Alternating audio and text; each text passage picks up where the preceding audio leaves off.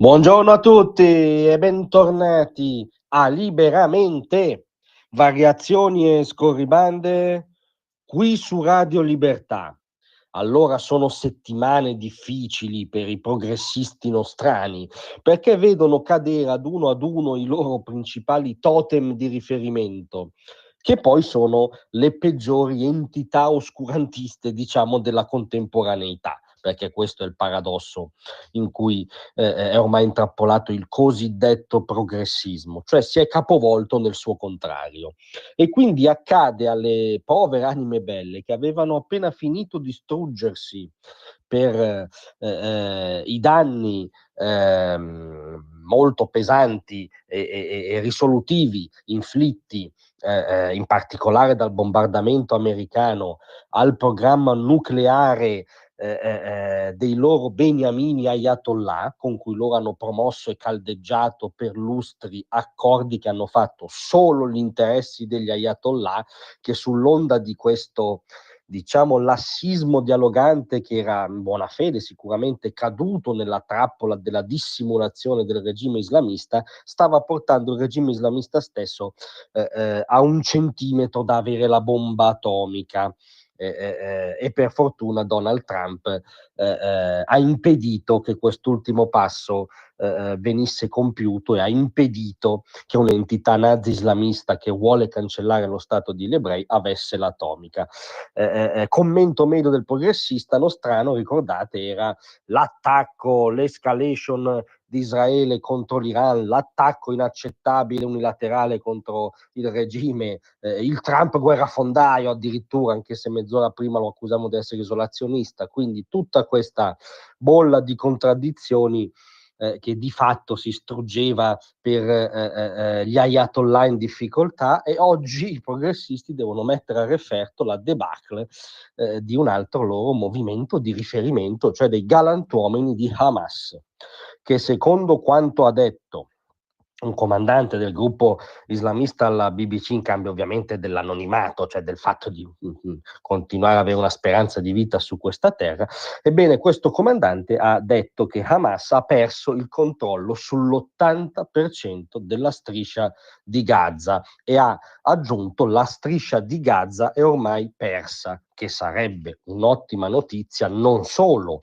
per i civili israeliani quotidianamente minacciati fino al culmine del pogrom del 7 ottobre dalla suddetta striscia, ma anche per i civili palestinesi quotidianamente oppressi dalle belve nazi-islamiste.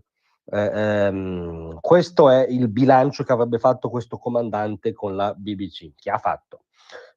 Siamo realistici, non è rimasto quasi nulla della struttura di sicurezza. La maggior parte dei leader, circa il 95%, è ormai morta. Le figure attive sono state tutte uccise. La gente ha saccheggiato il più potente apparato di sicurezza di Hamas, il complesso che utilizzava per governare Gaza. Hanno portato via tutto dagli uffici, materassi, persino pannelli di zinco, e nessuno è intervenuto. Niente polizia, niente sicurezza.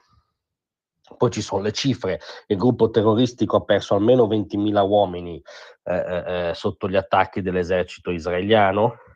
Gli arsenali di missili e razzi, che erano una delle minacce quotidiane di cui sopra, sono stati ridotti al 15-20% del potenziale.